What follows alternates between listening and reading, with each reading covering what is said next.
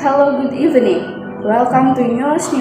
I'm Zulfa. Our main headline tonight, Students' Life in UIN Seizu Purwokerto. Many people think that the campus is a place that does not have variety of colors. The activities that occur are mainly fulfilling the need for knowledge that is academic and formal in nature. In short, campus is only a place to learn and study. In fact, life on campus is not just lectures. The campus is nothing but a place for social community, a place where people from various backgrounds meet and interact. Lecture activities are only one of various forms in interaction. Here, we have three delegations from students in UIN Saifuddin Zuhdi Purwokerto. They are Zulkifli Sahoh as international students, Alfie Khulwatun as achievement students, and Bagus Ramadan as a businessman students. Gani, Ika, and Indri have our top story. So today I meet an international student from Thailand. He is Mr. Zulkifli. Apa kabar Mas Zulkifli? Alhamdulillah sehat. Mbaknya sehat? Sehat, alhamdulillah. Jadi di sini saya akan mewawancarai Mas seputar. Mas kan dari mahasiswa internasional ya. Jadi saya ingin tahu kegiatan selain kuliahnya itu hanya kuliah atau ada organisasi lain? Oke, terkait dengan kegiatan selain kuliah. Iya. Kalau saya itu hobinya kayak suka olahraga gitu. Jadi saya ikut silat, ikut PSHT. Apa ya? Jadi setiap hari jadwal latihan saya ikut latihan silat gitu. Dan satu lagi saya juga kami ada komunitas mahasiswa Thailand yang berada di Purwokerto. Jadi kami di sini bukan seorang diri. Jadi kami ini berkeluarga gitu. Jadi nggak sendiri lah intinya gitu. Itu untuk ikut silat PSHT itu udah dari Thailand atau baru di sini terus ikut silat? Baru di sini. Baru di sini. Ikutnya semester 3 mulai masuknya. Terus kan adanya kegiatan tadi, ada kuliah, terus kegiatan lain. Itu bagaimana sih cara mengatur waktu belajar dengan kegiatan perkuliahan? Untuk mengatur waktunya, kalau saya itu prioritasnya kuliah dulu. Jadi setiap minggu dan setiap harinya saya ada checklist gitu, ada prioritas. Jadi dalam setiap hari minggu saya akan ada checklist. Minggu ini saya harus selesaiin apa aja. Dan dalam setiap hari juga saya ada checklist. Hari ini harus selesaiin apa aja. Jadinya nggak jadi saya sulit untuk selesaikan tugas itu. Lebih teratur ya Mas? Ya.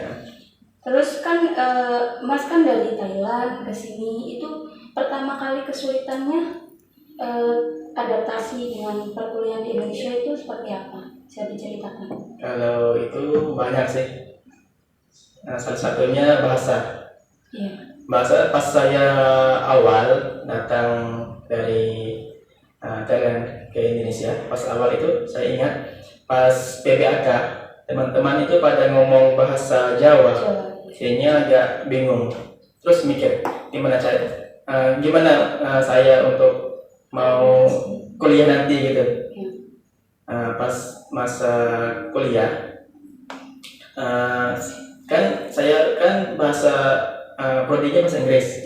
Jadi harus ada 3 bahasa yang saya harus kuasai. Ini satunya bahasa Jawa, bahasa Indonesia dan bahasa Inggris. Jadinya agak pas awal itu agak bingung banget, nggak paham apapun itu. Pas semester awal, semester 1, semester 2 saya nggak paham sama sekali.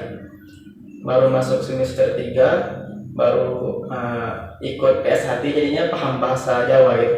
Jadinya teman itu seringnya ngomong bahasa Jawa, jadinya paham. Dan teman di kelas banyaknya ngomong yang bahasa Indonesia, jadinya paham. Dan bahasa Inggris baru pahamnya semester 5 sih. Jadi bahasa yang paling utama yang sangat sulit bagi mahasiswa asing pertama kali. Dan satu lagi terkait dengan makanan. Makanan juga berbeda dengan di Thailand. Kalau di Thailand itu menu-menunya agak beda dengan Indonesia. Kalau di Indonesia itu banyakannya yang kering gitu, nggak ada kuah-kuahnya gitu. Kalau di Thailand sukanya kuah kayak sop, kayak tom yum, kayak banyak gitu. Kuahnya agak sulit. Lalu kenapa sih Anda memilih untuk kuliah di Indonesia? Kenapa nggak di Thailand? Apa motivasinya bisa kuliah di Unsaizu? Pas pertama kali saya lulus, saya tanya ke orang tua, ke ayah saya. Jadi saya ada dua pilihan. Yang pertama kuliah di Bangkok, saya dapat beasiswa juga, dan kuliah di Indonesia. Terus ayah saya bilang, kamu ke Indonesia saja biar paham ilmu-ilmu agama gitu. Kalau di Bangkok gak ada ilmu agama, jadinya sudah jauh dengan agama gitu. Jadinya saya ikut pesanan orang tua, yaitu kuliah di Indonesia supaya bisa belajar bahasa Indonesia, dan di Indonesia juga banyak ulama. Jadi saya juga paham ilmu terkait dengan ulama seperti itu, ulama gitu. Kan tadi sudah dijelaskan kenapa alasan memilih bahasa Inggris. Sekarang kenapa sih Anda memilih prodi bahasa Inggris? Alasan untuk memilih prodi bahasa Inggris itu karena bahasa Inggris itu bahasa internasional gitu. Jadi saya minat bahasa Inggris supaya saya bisa ilmu lain gitu. Saya gimana ngomongnya? Karena saya bisa bahasa Inggris, saya bisa ilmu yang lain seperti bisnis, seperti marketing, seperti segala macam. Kan kalau kita bisa bahasa Inggris, kita bisa berkomunikasi, bisa baca buku bahasa Inggris gitu. Iya, bahwa terdapat kendala dalam berbahasa.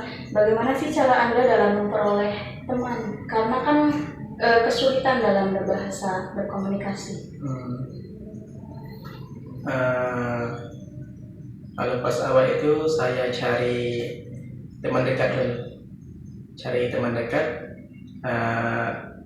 sering ngomong sama dia gitu. Iya.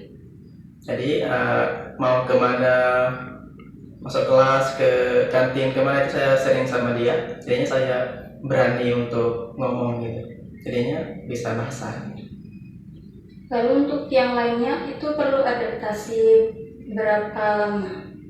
Kalau yang lain agak lama juga, tapi karena saya masuk PSHT, jadinya saya berani untuk ngomong, seperti itu. Jadi ikut yang kita minat gitu, jadinya dapat teman yang bareng sama kita gitu, minatnya sama.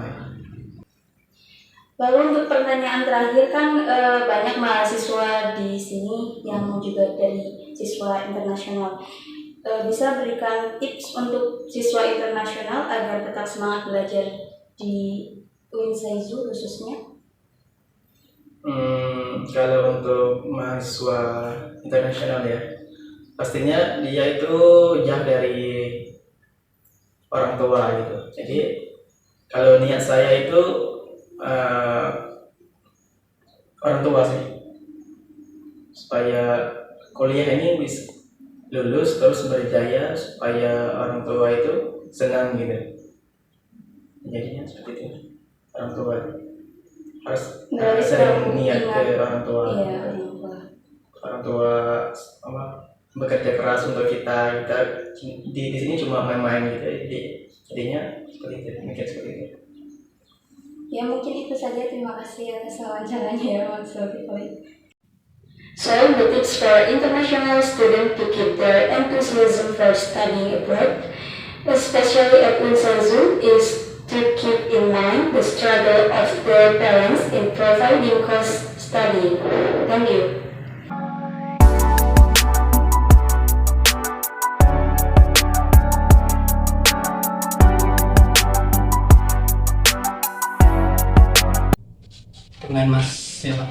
Saya Ahmad Bagus Ramadan. Ahmad Bagus Ramadan. Untuk kesibukan sekarang selain kuliah, Mas? Ya, perkenalkan dulu ya, nama saya Ahmad Bagus Ramadan. Panggilan saya biasa dipanggil Mas Bagus. Terus saya dari prodi PGMI. Kesibukan saya ya sedikit sih Mas. Pertama jadi mahasiswa, ikut kegiatan kuliah. Terus yang kemudian di organisasi, ikut pramuka, terus ikut Dema, terus ikut ekstra PMII, yaitu 3. Terus yang terakhir kegiatan saya adalah jualan donat. Berarti selain aktif sebagai aktivis di kampus, Mas berarti menjalankan bisnis Iya donat. betul. Bagaimana Mas Bagus sendiri mengatur waktu tersebut agar semua itu bisa terkendali? Ya pastinya ada salah satu yang harus, kan di organisasi pasti ada mahasiswa atau anggota yang aktif, Ya. pasif, itu pasti ada kan. Nah, salah satu dari organisasi tersebut itu ya memang harus, bukan harus ya Mas, pasti ada yang pasif seperti itu. Tapi dari saya sendiri memaksimalkan waktu yang ada seperti itu. Ketika di sini ada kegiatan, ya saya berangkat, ada apa kita berangkat. Terus ketika pun di donat, di bisnis donat, saya mengatur semuanya seperti itu. Yang menjalankan di sini adalah teman-teman yang ada di sini, dan saya di sini pun sama teman-teman mahasiswa lainnya yang di UIN seperti itu. Berarti menarik di sini Mas mempunyai kesibukan di luar kampus di bisnis donat. Ya. Nah itu bisa Mas ceritakan awal mula bisnis donat ini. Awal mula bisnis ini adalah rasa memelas atau rasa perhatian saya kepada teman-teman yang memang tidak punya uang, terus memang membutuhkan biaya hidup di ketika kuliah seperti itu. Banyak teman-teman saya yang memang notabene itu kurang mampu seperti itu. Di sini awal mulanya adalah rasa keinginan saya membantu teman-teman yang tidak punya uang dalam artian biaya hidup kesehariannya di kampus. Itu awal mulanya, dan awal itu alasan utama saya. Ya kemudian terkait awal mulanya itu dari sebelumnya saya memang sudah pernah, ya pertama di dapur kafe, terus di Rocket Chickennya juga pernah, terus kemudian yang terakhir itu jualan donat keliling di Purworejo. Jadi sebelumnya saya memang pernah mempunyai pengalaman, pernah jualan pakai motor itu keliling, dan itu ikut orang seperti itu, masih ikut orang. Berarti jiwa bisnis Mas emang sudah dari jauh dulu ya sebelum masuk kuliah? Ya sebenarnya bukan, kalau dikatakan pembisnis itu udah tinggi banget tuh Mas. Saya karena memang saya masih tahapnya belajar, saya sekarang masih dalam masa proses. Jadi pembisnis itu memang ada tahap-tahapnya. Kalau sudah pembisnis itu menurut saya itu bahasanya sudah tinggi, wah ini sudah memiliki dan lain sebagainya. Dalam masa itu saya belajar belajar bagaimana mencari uang dan lain sebagainya.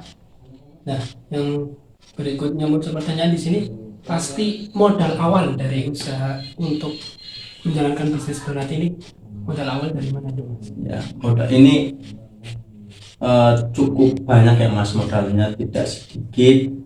Dan itu bukan cuma satu, karena biaya buka donat ini sampai 25. Ya, sampai 25 Berarti juta. bisa dikatakan lebih dari satu MOU ya? Ya betul, sampai 25 juta. Nah, modal tersebut saya tidak cuma satu orang, tapi ada beberapa orang yang memang saya temui, dan saya bekerja sama dengan orang tersebut.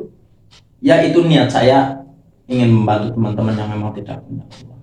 Terus kemudian saya cerita kepada orang tua, izin lah, sebenarnya izin sama orang tua, dan pada akhirnya saya dibantu oleh orang tua.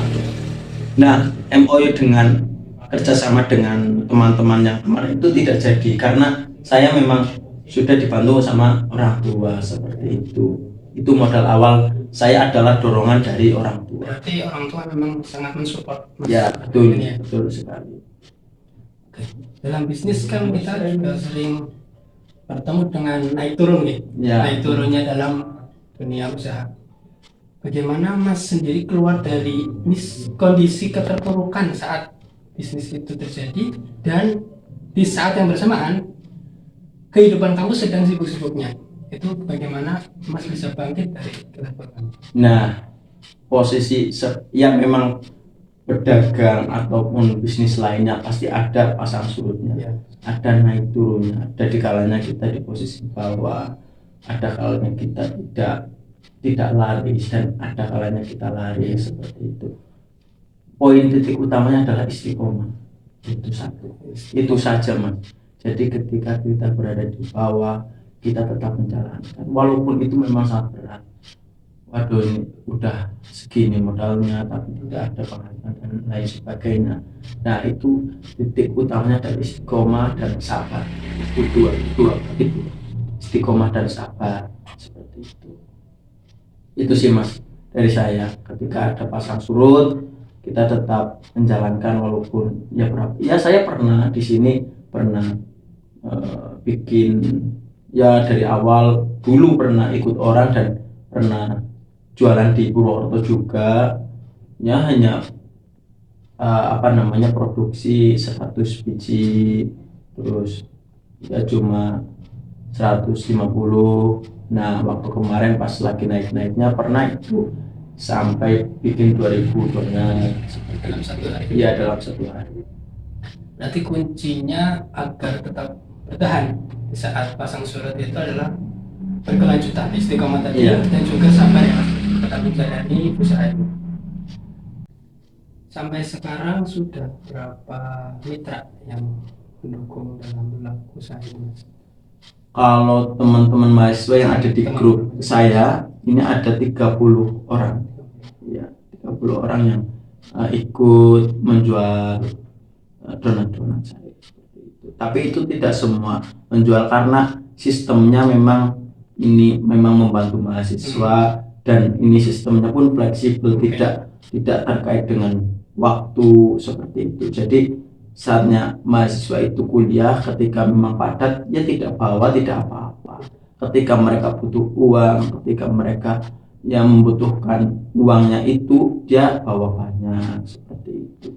Jadi memang pendidikannya dulu baru usaha di sana. Ya betul, karena kita di sini memang niatnya kan ya kuliah, berpendidikan, seperti itu. Terakhir nih Mas Bagus, bisa bagikan tips bagaimana Mas Bagus ini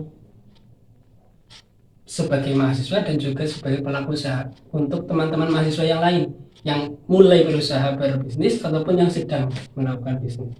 Bisa bagikan tipsnya Mas. Tipsnya untuk mahasiswa yang kepengen berbisnis ya, ini satu, kita melihat masa depan kita depan mau jadi apa. Kita mau mulai usaha atau kita mau susah, itu mau kapan? Karena saya dengar dari cerita-cerita dosen, dari cerita-cerita orang yang memang sukses. Nah, itu dulunya orang tersebut itu pasti merasakan yang namanya susah, seperti itu. Merasakan namanya susah. Nah, pada saat ini kita sebagai mahasiswa yang memang harus ke depan pasti mau bikin apa, mau jadi apa, itu sudah seharusnya sudah dipikirkan dari sekarang. Karena itu jadi kita harus mulai mikir, kita harus mulai berpikir di mana kita mau buka usaha apa. Kita harus belajar. Yang pertama belajar apa? Yang pertama belajar kehidupan. Belajar kehidupan dari apa? Dari teman-teman yang memang tidak punya apa-apa, tidak memiliki dorongan dari keluarga. Kan ada orang yang memang bapak ibunya sudah tidak ada, terus broken home dan lain sebagainya. Itu kan belajar kehidupan itu perlu. Karena itulah yang membuat saya ini sampai kita harus bermanfaat buat orang lain, tapi kita tidak mengecualikan penghasilan kita nantinya. Jadi kita tetap bermanfaat untuk orang lain, tapi penghasilan kita juga tidak terlupakan, seperti itu. Gitu Mas. Ya, bisa saya simpulkan ya Mas. Yang pertama tipsnya, planning itu harus matang untuk masa depan. Kemudian yang kedua, jangan lelah untuk terus belajar. Dan yang ketiga, harus ingat bahwa sebelum ada manis pasti ada pahit. Betul. Berakit-rakit ke hulu, berenang-renang ke kemudian. Itu ada 3 tips yang bisa saya simpulkan dari Mas Bagus untuk teman-teman mahasiswa yang lain yang mulai berbisnis ataupun yang sedang sambil berbisnis. Mungkin sekian interview singkat saya dengan Mas Bagus. Terima kasih Mas atas waktunya. Sama-sama. Semoga bisnisnya semakin lancar, semakin Amin. sukses. Ya Mbak Alfi, mungkin bisa dijelaskan mengenai profil singkat dari Mbak Alfi, bisa dimulai dengan nama lengkap, lalu diikuti dengan asal. Ya, perkenalkan nama saya Alfi Nurullah. Saya berasal dari Salawati, Kabupaten Cilacap, Mbak. Oh, Cilacap ya Mbak. Ya, Oke, terus mungkin bisa diceritakan secara singkat tentang kehidupan sehari-hari Mbak Alfi sebagai mahasiswa di UIN. ya untuk kegiatan sehari-hari saya sebagai mahasiswa di UIN, karena saya jauh ya dari rumah, jadi di sini di Purwokerto saya tinggalnya di pondok pesantren Darul Akbar. Jadi kegiatan sehari-hari selain kuliah, di mana sekarang sudah semester 8 ya, paling hanya ada bimbingan seperti itu, saya juga ya aktivitas di pondok itu mengaji dan juga kadang Waktu di tengah-tengah kesibukan itu. ya kalau saya mengatur waktu saya itu saya sesuaikan dengan kebutuhan saya Mbak gitu. Misalkan seperti jadwal ngaji kan sudah ada jadwalnya, maka pada jam tersebut saya fokuskan untuk mengaji. Nah di waktu luang itu, di sela-sela itu ada waktu kosong saya gunakan untuk berjualan juga di pondok pesantren. Kebetulan setiap hari itu biasanya saya juga jualan gitu. Terus habis itu baru pada saat jam masuk kuliah atau sudah ada janji dengan dosen, saya berangkat ke kampus untuk kuliah, dan kadang juga di kampus saya juga perlu jualan gitu. Jadi cara mengatur waktu saya sudah harus tahu dulu pada hari itu kira-kira kegiatan apa yang akan saya lakukan gitu. Jadi saya sebelum hari H saya sudah memanage waktu, oh pada jam sekian saya harus melakukan hal ini, kemudian selanjutnya jam sekian saya harus melakukan hal lain lagi, seperti itu Mbak. Lebih ya Mbak, apa sih kesulitan yang Mbak Alfi rasakan ketika kesibukan Mbak Alfi mengerjakan tugas, terus juga pondok, terus juga berbisnis. Terus dari kesulitan itu, bagaimana Mbak Alfi menemukan kesulitan itu sendiri mengenai waktu ya. Yang pertama mengenai waktu, alhamdulillah karena saya sudah memanage itu, jadi alhamdulillah selama ini nggak ada masalah untuk masalah waktu gitu Mbak. Paling kadang kalau misalkan sudah saya targetkan jam segini udah selesai gitu, kadang-kadang ngulur gitu. Nah jadi itu kan kadang mempengaruhi aktivitas yang lainnya gitu Mbak. gitu Mbak, terkait prestasi, apa sih pencapaian yang sudah Mbak Alfi raih yang mungkin yang paling berkesan untuk Mbak Alfi? Ya, untuk prestasi yang saya raih yang paling berkesan menurut saya, yang pertama yaitu pada saat saya mendapatkan juara 2 lomba pidato bahasa Inggris tingkat internasional ya. Dimana di situ itu emang melalui 2 babak, dari mulai babak penyisihan, kemudian juga kita melalui babak final begitu yang cuma diambil 10 besar, dan kemudian pada saat itu kita juga tampil secara langsung gitu ya melalui Zoom Meet di depan dewan juri begitu. Dan kemudian untuk tema yang saya bawakan itu adalah mengenai pentingnya pendidikan Islam pada anak usia dini. Dimana kita tahu yang Mbak Ibu, anak itu pada saat masih kecil itu adalah masa-masa emas, dimana karakter mereka itu benar-benar dibentuk. Nah, menurut saya itu memang sangat penting bagi orang tua untuk menanamkan ilmu-ilmu keislaman atau pengetahuan Islam terhadap anak, terlebih di zaman sekarang yang memang sudah zaman modern ya, yang pencapaian yang Mbak Alfi raih, mungkin Mbak Alfi bisa memberikan tips bagaimana bisa menjadi mahasiswa yang berprestasi, terus menjadi santri yang tetap aktif meskipun udah di semester tua nih ya Mbak, terus juga mungkin bagaimana menjadi mahasiswa yang berbisnis. ya, jadi tips dari saya itu yang pertama yaitu meluruskan niat ya. Sebenarnya kita tahu kan innamal a'malu binniyat, kayak kita sehat itu dimulai dari niat gitu. Jadi kita harus tentukan niat utama kita itu kesini itu untuk apa gitu. Jadi kalau misalkan kita sudah benar-benar tahu niat kita kesini mau apa, pasti kita akan selalu sadar apa kewajiban kita ya. Misalkan sebagai mahasiswa ya, kewajiban kita harus belajar, harus mengerjakan tugas-tugas dari dosen. Kemudian yang kedua, kita itu harus tentukan tujuan kita, apa kita tuh harus punya goal. Kira-kira nanti apa ya yang harus kita raih. Berarti tips yang bisa kita ambil nih ya, yaitu luruskan niat, terus ingat dengan tujuan awal, lalu kita sebagai mahasiswa juga harus bisa mengatur waktu dengan sebaik-baiknya, sebermanfaat mungkin, lalu jangan lupa untuk tetap melibatkan orang tua dan Allah di setiap langkah kita. Terima kasih untuk waktunya. That's all the news that we can convey today. I'm Zulfa, the presenter of Newest News. See you and thank you. Good night.